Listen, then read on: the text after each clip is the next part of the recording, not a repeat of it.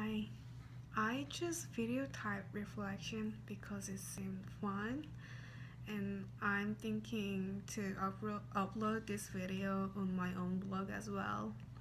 So to start with, I'll describe about my elementary school experience first and then we'll explain about high school experience right after the elementary school one because the two experiences are so different that I'd better to explain one by one. And this is the number one question. What are they studying?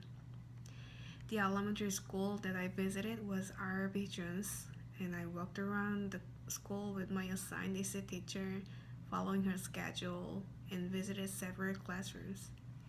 When she enters several classrooms, she sat next to certain students and helped them that they can understand their regular teacher's instruction better. I guess they are under 504 plan. And the subject that they were learning was mostly English, learning alphabets, how it works when they are combined, and using Orton Gillingham, words dictation, kind of things. Also, I visited math inclusion class with her, and they were all 5th graders. When it comes to Asheville High School, I observed math and English literature classes. It was 2 blocks for each student, each class. The second question is what teaching method are being used?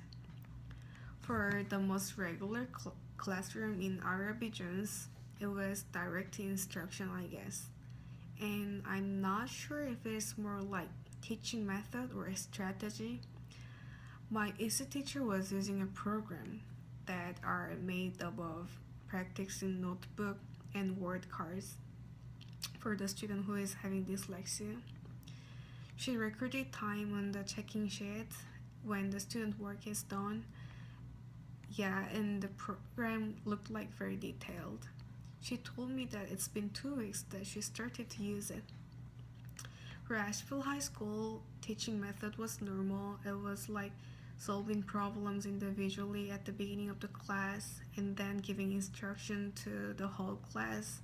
But for me, teaching strategy as a form of co-teaching was more interesting, and I will explain more about this in the next question.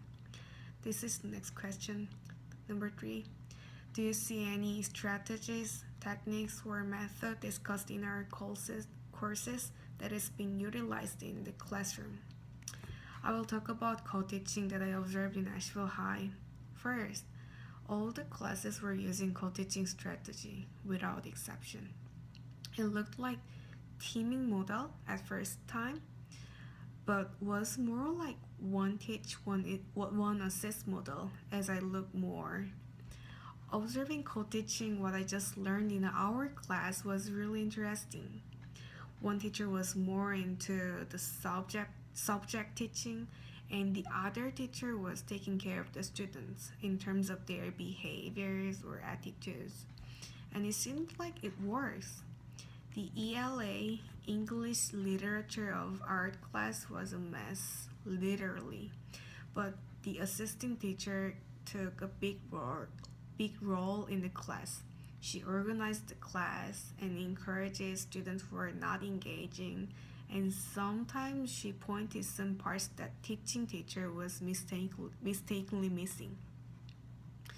When it comes to the strategies that I observed in Arabi Elementary School, I guess I can say that using Orton Gillingham is one of the most remarkable ones that I observed during my observation. According to what I searched, Orton Gillingham is applicable to the alphabet learners regardless whether they are students who are having dyslexia. So I found that kindergarten students were tapping their arms like this and this as they make the sound of each alphabet and they use individual whiteboard, etc. It seemed like teacher is using multisensory practicing strategy very well. And this is the first question.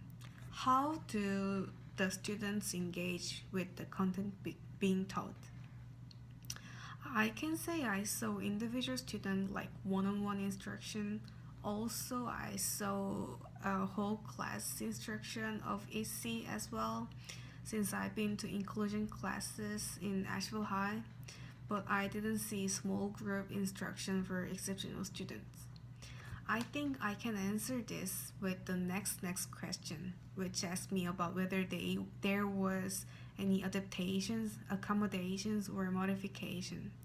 In Arabic one time, a student who is under IP because of his dyslexia was having individual instruction with his ESI teacher. He was supposed to read the B sound card, like bus, bar, bun kind of things. But suddenly, he stared at door, walls, not the card he was supposed to read, and he said he doesn't want to do it. So the teacher had to make him do it. I could see the teacher was using many methods for the student who were the only student in the resource room.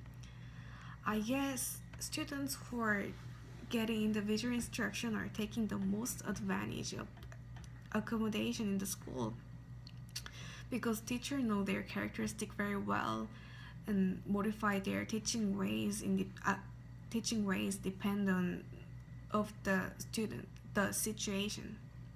For the high school case, I just saw whole class instruction since every observation that I visited was inclusive class. In some classes, it looked like it works, but in some classes, it didn't work. They were making noisy, only few students were focusing on the instruction, some were sleeping. It was like it seemed like the whole class didn't work well at all. And this is the fifth. What materials being used? I can say I saw many kind of different materials in Arabic elementary school.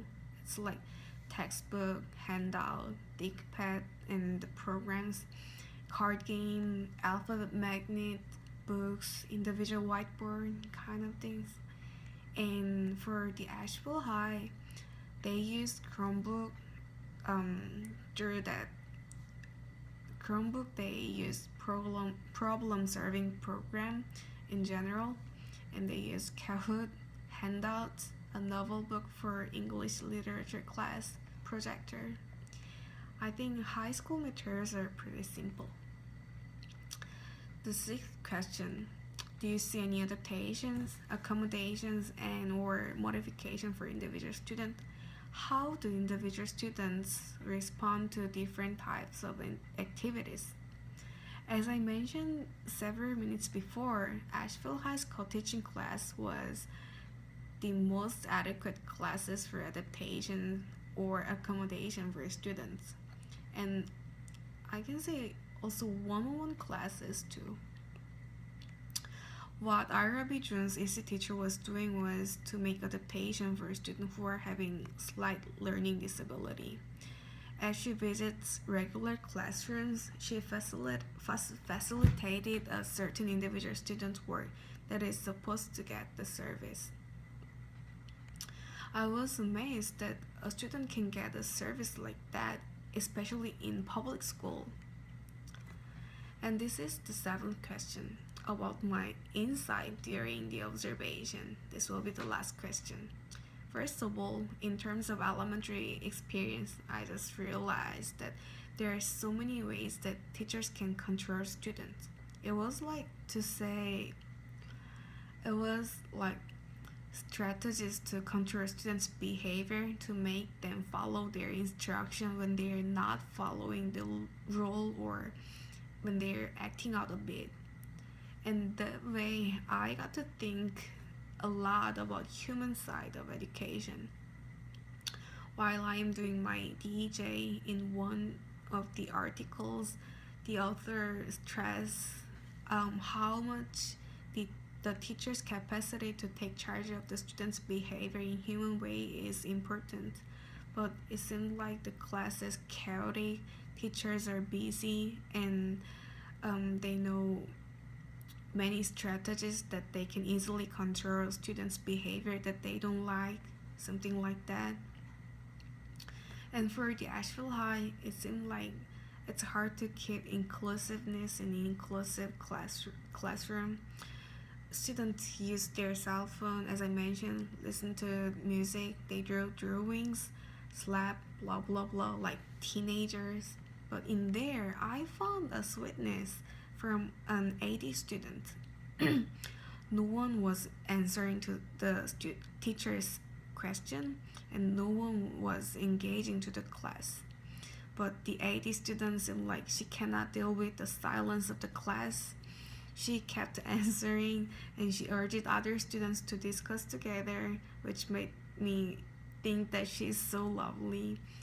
And that's why I got to think that there must be some special things to every single student who are under the special education range. And yeah, this is it.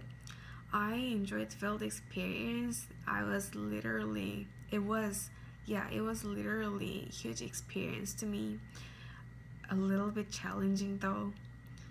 And I guess comparing with the Korean public school that I attended was interesting for me. Yeah. Thank you so much.